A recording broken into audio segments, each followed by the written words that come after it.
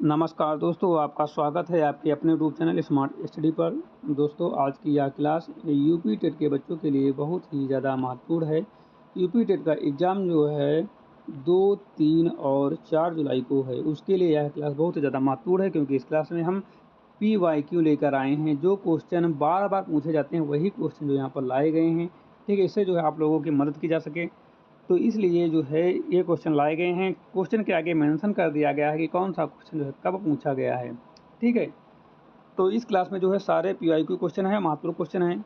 तो आप लोग इस क्लास को अंत तक पूरा ज़रूर देखना। आपका एग्ज़ाम 2 या 3 या 4 जुलाई को है। किसी भी दिन आपका एग्ज़ाम हो, सबके लिए यह क्लास बहुत ही ज़्यादा महत्वपूर्ण है। बिना टाइम वेस्ट के आज की क्लास को हम स्टार्ट करेंगे। उससे पहले जो लोग स्मार्ट स्टडी यूट्यूब चैनल पर नए हैं, चैनल को अभी तक सब्सक्राइब नहीं किए हैं, सभी लोग चैनल को सब्सक्राइब कर दो, बेल आइकन को प्रेस कर दो, ताकि आने वाली वीडियो का नोटिफिकेशन सबसे पहले आप लोगों को मिल सके। आज का हमारा पहला क्वेश्चन है, क्वेश्चन नंबर 1 है कि किंडरगार्टन प्रणाली में बालक के विकास की तुलना किससे की गई है। यूपी टेट 2017 का महत्वपूर्ण क्वेश्चन पूछा गया है। एक पौधे से, एक पशु से, एक मशीन से या एक पत्थर से। तो इसका सही जवाब है ऑप्शन नंबर ए, एक पौधों से। क्वेश्चन नंबर 2 है, अधिगम का शास्त्रीय अनुबंध सिद्धांत क्लासिकल कंडीशनिंग किसने प्रतिपादित किया। यूपी टेट 2016 और 2022 का महत्वपूर्ण क्वेश्चन पूछा हुआ। स्किनर ने, हल ने, पालव ने या थॉर्नडाइक ने। तो इसका सही जवाब हो जाता है ऑप्शन नंबर सी, पालव ने। क्वेश्चन नंबर 3 है, बाल विकास में प्राकृतिक पोषण विवाद में प्राकृतिक से क्या तात्पर्य है। यूपी टेट 2018 का महत्वपूर्ण क्वेश्चन पूछा हुआ है। हमारे आसपास का वातावरण, जैविक विशिष्टता या वंशानुक्रमिक सूचनाएं, एक व्यक्ति की मूल प्रवृत्ति या भौतिक और सामाजिक संसार की जटिलताएं। तो 3 का सही जवाब हो जाता है ऑप्शन नंबर बी, जैविक विशिष्टता एवं वंशानुक्रमिक सूचनाएं। क्वेश्चन नंबर 4 है, बुद्धि का बहुबुद्धि सिद्धांत किसने दिया। यूपी टेट 2019 और 22 का महत्वपूर्ण क्वेश्चन पूछा हुआ है।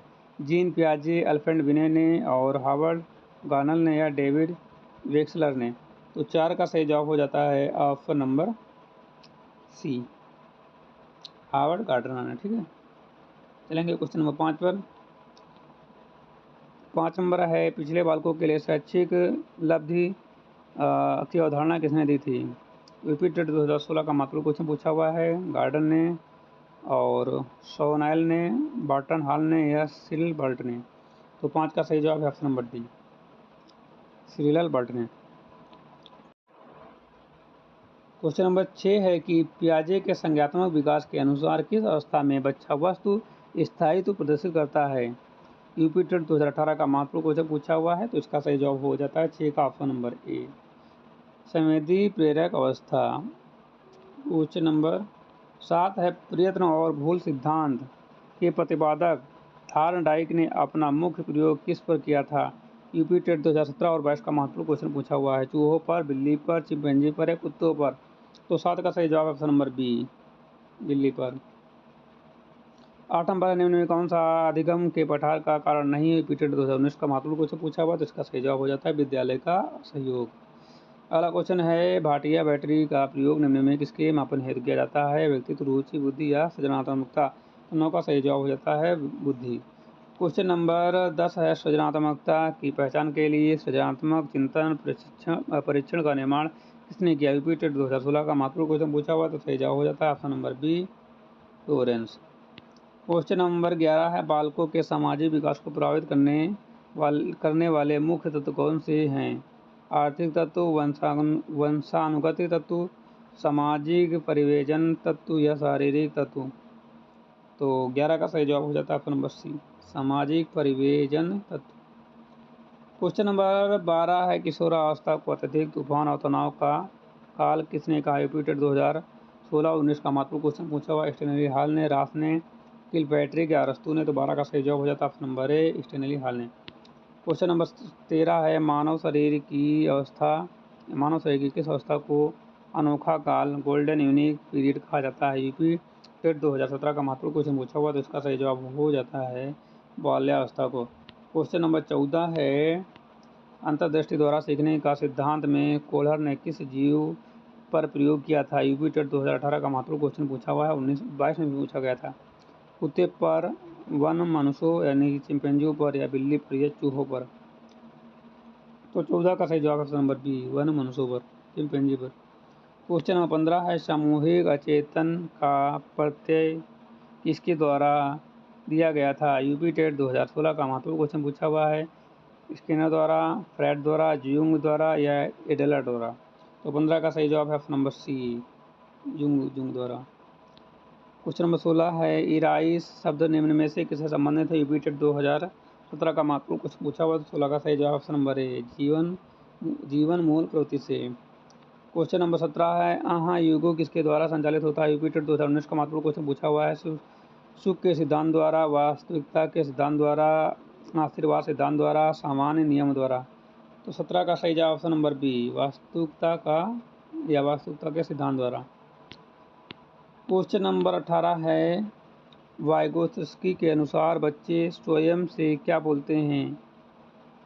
यूपी टेट 2018 का महत्वपूर्ण क्वेश्चन पूछा हुआ है। बच्चे अपने प्रतिवयस्कों का ध्यान आकर्षित करने के लिए बोलते हैं। बच्चे स्वभाव से बहुत बातूनी होते हैं। बच्चे अपने कार्य को दिशा देने के लिए बोलते हैं। बच्चे केंद्रित होते हैं। तो 18 का सही जवाब ऑप्शन नंबर सी, बच्चे अपने कार्य की दिशा देने के लिए बोलते हैं। क्वेश्चन नंबर 19 है, अधिगम का पदानुक्रमिक सिद्धांत किसने दिया था? यूपी टेट 2016 और 22 का महत्वपूर्ण क्वेश्चन पूछा हुआ है। 19 का सही जवाब है ऑप्शन नंबर सी, गैगने ने। क्वेश्चन नंबर, बुद्धि का त्रिविमियम सिद्धांत किसने प्रतिपादित किया? यूपी टेट 2017 का महत्वपूर्ण क्वेश्चन पूछा हुआ है। 20 का सही जवाब ऑप्शन नंबर सी, गिलफोर्ड ने। अगला क्वेश्चन है, क्वेश्चन नंबर 21 है, शारीरिक विकास का एक प्रमुख नियम निम्नलिखित में से कौन सा है? यूपी टेट 2019 का महत्वपूर्ण क्वेश्चन पूछा हुआ है। तो 21 का सही जवाब ऑप्शन नंबर बी, द्विगामी विकास का नियम, ध्रुवगामी विकास। ठीक है। क्वेश्चन नंबर 17 है, 22 है, टैलमैन का अधिगम सिद्धांत किस नाम से जाना जाता है? यूपी टेट 2016 का महत्वपूर्ण क्वेश्चन पूछा हुआ है। तो 22 का सही जवाब ऑप्शन नंबर बी, चिन्ह अधिगम सिद्धांत, साइन लर्निंग। ठीक है। क्वेश्चन नंबर 23 है, आरबी कैटल की तरल बुद्धि किसके तुल्य है? यूपी टेट 2018 और 22 का महत्वपूर्ण क्वेश्चन पूछा हुआ है। वंशानुगत कारकों के, पर्यावरणीय कारकों के, बौद्धिक कारकों के या सामाजिक कारकों के? तो 23 का सही जवाब है ऑप्शन नंबर ए, वंशानुगत कारकों। क्वेश्चन नंबर 24 है, सीखने का नियम देने वाले वैज्ञानिक कौन हैं? पावलोव, स्किनर, थायरनाइड या कोहल? तो 24 का सही जवाब है ऑप्शन नंबर सी, थायरनाइड। क्वेश्चन नंबर 25 है, विशेष आवश्यकता वाले बच्चों को शिक्षा उपलब्ध कराई जानी चाहिए? UP TET 2016।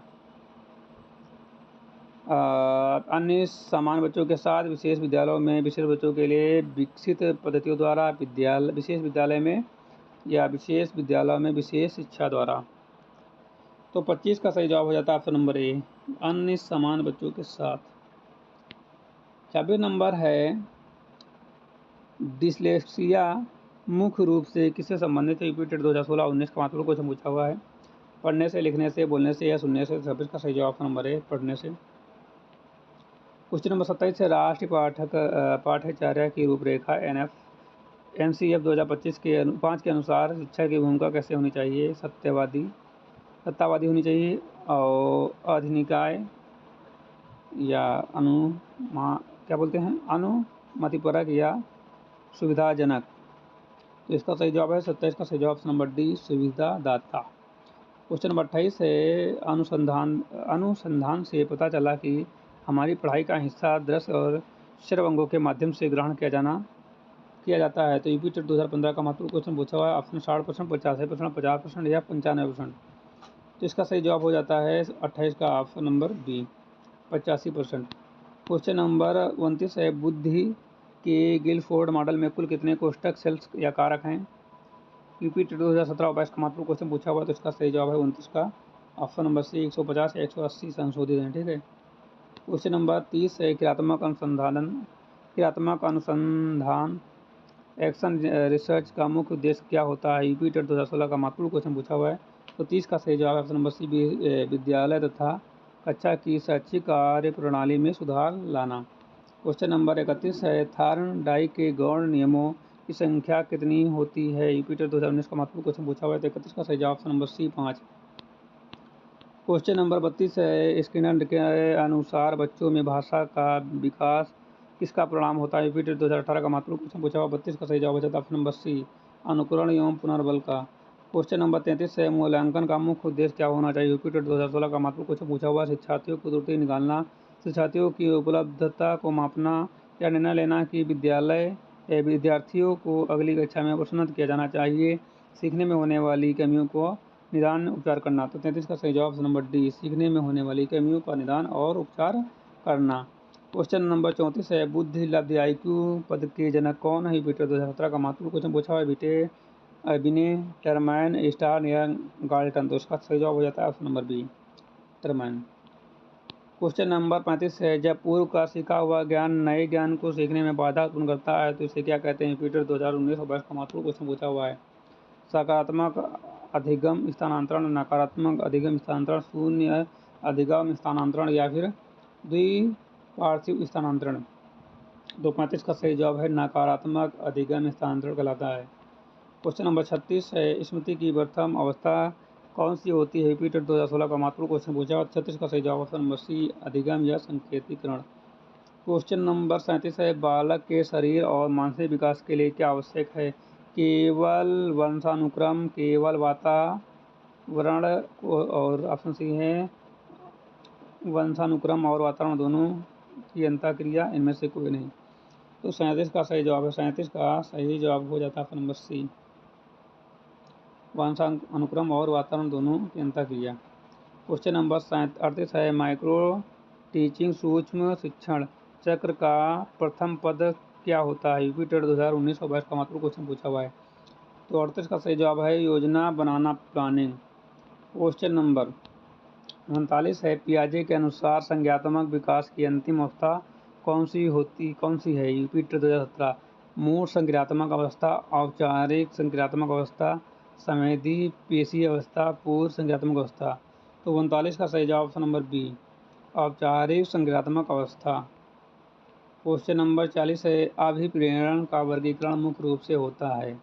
40 का सही जवाब ऑप्शन नंबर सी, जन्मजात और अर्जित से। क्वेश्चन नंबर 41 है, सीखने की प्रक्रिया में पुनर्बलन का क्या कार्य है? यूपी टेट 2018 का महत्वपूर्ण क्वेश्चन पूछा हुआ। 41 का सही जवाब ऑप्शन नंबर ए, बच्चों में सीखने की प्रति रुचि का विकास करना। क्वेश्चन नंबर 42 है, गेस्टाल्ट का अर्थ क्या होता है? यूपी टेट 2017 और 22 का महत्वपूर्ण क्वेश्चन पूछा हुआ। 42 का सही जवाब हो जाता है ऑप्शन नंबर ए, पुनर्कार या समग्र रूप। क्वेश्चन नंबर 43, विकास की गति एक व्यक्ति से दूसरे में भिन्न होती है, किंतु यह किस प्रतिमान का पालन करती है? यूपी टेट 2019 का महत्वपूर्ण क्वेश्चन पूछा हुआ। इसका सही जवाब है डी, क्रमबद्ध और व्यवस्थित। क्वेश्चन नंबर 44 है, प्रगतिशील शिक्षा, प्रोग्रेसिव एजुकेशन के संदर्भ में निम्नलिखित में से कौन सा कथन सही है? यूपी टेट 2016 का महत्वपूर्ण क्वेश्चन पूछा हुआ है। छात्रों को समस्या समाधानकर्ता होना चाहिए, कक्षा में लोकतंत्र और कोई स्थान नहीं होना चाहिए, परीक्षा अंक केंद्रित होनी चाहिए, शिक्षा को सूचना का एकमात्र स्रोत होना चाहिए। तो 44 का ऑप्शन नंबर ए सही है, छात्रों को समस्या समाधानकर्ता होना चाहिए। 45 नंबर है, निम्न में कौन सी ग्रंथि को मास्टर ग्रंथि कहा जाता है? यूपी टेट 2017 और 22 का महत्वपूर्ण क्वेश्चन पूछा हुआ है। थायराइड ग्रंथि, एड्रिल ग्रंथि, पीयूष ग्रंथि या उपयुक्त में से कोई नहीं। तो 45 का सही जवाब ऑप्शन नंबर सी, पीयूष ग्रंथि।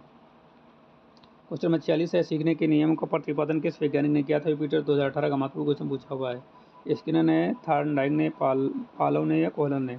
तो इसका सही जवाब हो जाता है 46 का बी, ठीक है, 46 का बी सही जवाब हो जाता है, थॉर्नडाइक ने। क्वेश्चन नंबर 47 है, विकासात्मक कार्य डेवलपमेंट टास्क का प्रत्यय सबसे पहले किसने दिया? यूपी टेट 2015 का महत्वपूर्ण क्वेश्चन पूछा हुआ है। ऑप्शन है होलिंगवर्थ और ऑप्शन बी हैं हैविघर्स्ट और ऑप्शन सी हैं जीन पियाजे और ऑप्शन डी है हाल। तो 47 का सही जवाब है ऑप्शन नंबर बी, हैविघर्स्ट, ठीक है। Question number 48